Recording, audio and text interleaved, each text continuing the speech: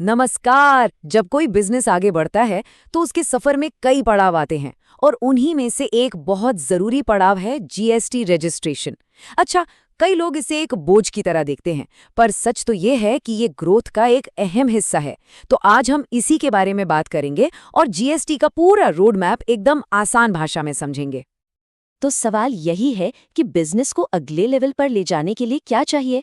अक्सर इसका जवाब बेहतर प्लानिंग और नियमों के पालन में छिपा होता है। और यकीन मानिए, आज के दौर में जीएसटी को समझे बिना ग्रोथ की बात करना थोड़ा अधूरा सा लगता है। तो आगे हम क्या क्या देखने वाले हैं। सबसे पहले जानेंगे कि भाई जीएसटी का ये सफ़र शुरू कब होता है। फिर रेट्स और कीमतों को समझेंगे। इसके बाद रजिस्ट्रेशन हो जाने के बाद क्या करना है, उस पे नज़र डालेंगे। फिर देखेंगे कि बिजनेस बढ़ने के साथ नियम कैसे बदलते हैं। और आखिर में कुछ बहुत ज़रूरी छोटी छोटी मगर मोटी बातें जानेंगे। तो चलिए, सबसे पहले और सबसे बुनियादी सवाल से शुरू करते हैं। आखिर किसी बिजनेस को जीएसटी के लिए रजिस्टर करने की जरूरत पड़ती कब है? तो देखिए, जीएसटी रजिस्ट्रेशन का जो सबसे पहला और सबसे कॉमन कारण है वो है सालाना टर्नओवर। अगर कोई बिजनेस माल यानी गुड्स बेचता है तो ये लिमिट है 40 लाख रुपए। और अगर सर्विसेज यानी सेवाएं दी जाती हैं तो ये लिमिट 20 लाख है। जैसे ही साल का कुल टर्नओवर इस लिमिट को पार करता है, जीएसटी रजिस्ट्रेशन करवाना जरूरी हो जाता है। हाँ, एक बात ध्यान रखने वाली है कि कुछ स्पेशल कैटेगरी वाले राज्यों जैसे नॉर्थ ईस्ट के राज्यों के लिए ये लिमिट कम है, तो अपने राज्य के नियम चेक करना हमेशा बेहतर रहता है। लेकिन हमेशा मामला टर्नओवर का नहीं होता। कुछ ऐसे केस भी हैं जहां टर्नओवर की कोई लिमिट नहीं देखी जाती और पहले दिन से ही रजिस्ट्रेशन कराना पड़ता है। जैसे अगर एक राज्य से दूसरे राज्य में सामान बेचा जा रहा है या अमेज़न, फ्लिपकार्ट जैसे किसी ऑनलाइन प्लेटफॉर्म के जरिए बिक्री हो रही है, तो फिर टर्नओवर देखने की जरूरत नहीं, जीएसटी लेना ही पड़ेगा। ठीक है, तो अब ये तो पता चल गया कि रजिस्टर कब करना है। अब अगला कदम है रजिस्ट्रेशन से पहले की तैयारी, और इसमें सबसे जरूरी काम है अपने प्रोडक्ट्स और सर्विसेज पर लगने वाले टैक्स रेट को बिल्कुल सही सही जानना। इसका तरीका ना बड़ा सीधा सा है। सबसे पहले तो बिजनेस में जो भी सामान न सर्विसेज हैं उनकी एक पूरी लिस्ट बना लीजिए। फिर हर आइटम के लिए उसका सही एचएसएन या एसईसी कोड पता कीजिए। एचएसएन कोड सामान के लिए होता है और एसईसी कोड सर्विसेज के लिए। एक बार कोड मिल गया तो उस पर कितना जीएसटी रेट लगेगा ये पता करना बहुत आसान हो जाता है। अब सवाल उठता है कि भाई ये सब मेहनत करें क्यों? अरे इसीलिए, क्योंकि सही कोड और सही रेट का मतलब है कि ग्राहकों से सही टैक्स लिया जाएगा, बिलिंग में कोई गड़बड़ी नहीं होगी, और सबसे बड़ी बात, बिजनेस का कैश फ्लो यानी पैसों का आना जाना भी अंदाजे के मुताबिक बना रहेगा। ये बिजनेस की फाइनेंशियल हेल्थ के लिए बहुत जरूरी है। चलिए, अब आगे बढ़ते हैं उस स्टेज पर जब जीएसटी मिल जाता है। रजिस्ट्रेशन तो बस शुरुआत है। कहानी यहाँ खत्म नहीं होती, बल्कि असली काम यानी रेगुलर कंप्लायंस का काम तो अब शुरू होता है।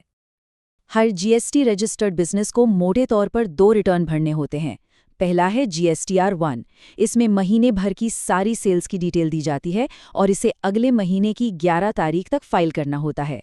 दूसरा है GSTR-3B, जिसमें कुल टैक्स देनदारी का पेमेंट किया जाता है और इसकी आखिरी तारीख होती है 20। और हाँ, यहाँ एक बहुत ही ज़रूरी बात आती है जिसमें अक्सर लोग गलती कर बैठते हैं। अगर किसी महीने कोई सेल या परचेज नहीं भी हुई है, तब भी निल रिटर्न फाइल करना ही करना है। ये टैक्स डिपार्टमेंट को बताने का एक तरीका है कि भाई बिजनेस बंद नहीं हुआ है, बस इस महीने कोई काम नहीं हुआ। और अगर ये निल रिटर्न टाइम पर फाइल नहीं किया तो हर दिन की देरी के लिए 20 रुपए की पेनल्टी लगती है। और अगर रिटर्न में लेन देन था और उसे फाइल करने में देर हो गई तो यही पेनल्टी बढ़कर 50 रुपए रोज की हो जाती है। अब ये सुनने में छोटी रकम लग सकती है, पर ये जुड़ते जुड़ते एक बड़ी रकम बन जाती है। इसलिए टाइम पर फाइलिंग बहुत जरूरी है। देखिए, जैसे जैसे बिजनेस बढ़ता है, टर्नओवर नए लेवल पर पहुंचता है, तो जीएसटी से जुड़ी जिम्मेदारियां भी बढ़ जाती हैं। ये ठीक वैसा ही है जैसे गाड़ी की स्पीड बढ़ने पर स्टीयरिंग पर पकड़ और मजबूत करनी पड़ती है। चलिए, इस स्लाइड पर देखते हैं। यहाँ सब साफ साफ है। जैसे ही टर्नओवर 2 करोड़ रुपए पार करता है, एक और कंप्लायंस जुड़ जाता है। वो है सालाना रिटर्न यानी GSTR-9। जब टर्नओवर 5 करोड़ पार कर जाता है तो GSTR-9C और ई-इनवॉइसिंग भी जरूरी हो जाती है। और 10 करोड़ के बाद तो इनकम टैक्स एक्ट के तहत टैक्स ऑडिट भी करवाना पड़ सकता है। चलिए, अब आखिर में कुछ ऐसी जरूरी बातों पर नजर डालते हैं जो रोजमर्रा के काम में बहुत मदद करती हैं और सिस्टम को स्मूथ बनाए रखती हैं। कुछ बातें हमेशा गांठ बांध लेनी चाहिए।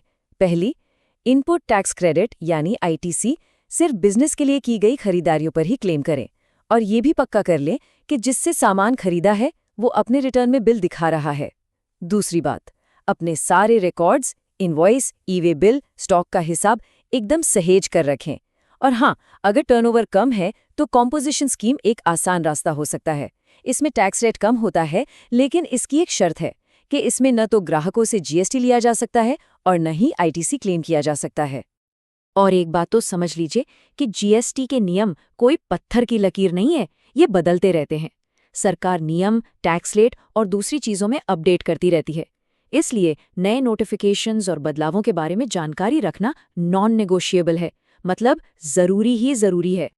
तो आखिर में बस यही कहना है कि जीएसटी कंप्लायंस को एक मुश्किल या बाधा के तौर पर नहीं देखना चाहिए। असल में ये एक प्रोफेशनल और बड़े स्केल पर काम करने वाले बिजनेस की निशानी है। ये बिजनेस को एक मजबूत और पारदर्शी ढांचा देता है। तो इस पूरी बातचीत के बाद एक सवाल खुद से पूछना बनता है, अपनी जीएसटी यात्रा को सफल बनाने के लिए आज वो कौन सा पहला और सबसे ज़रूरी कदम उठाया जा सकता है? शायद अपने सभी प्रोडक्ट्स और सर्विसेज के HSN और SSC कोड की एक लिस्ट बनाना एक बहुत अच्छी शुरुआत हो सकती है।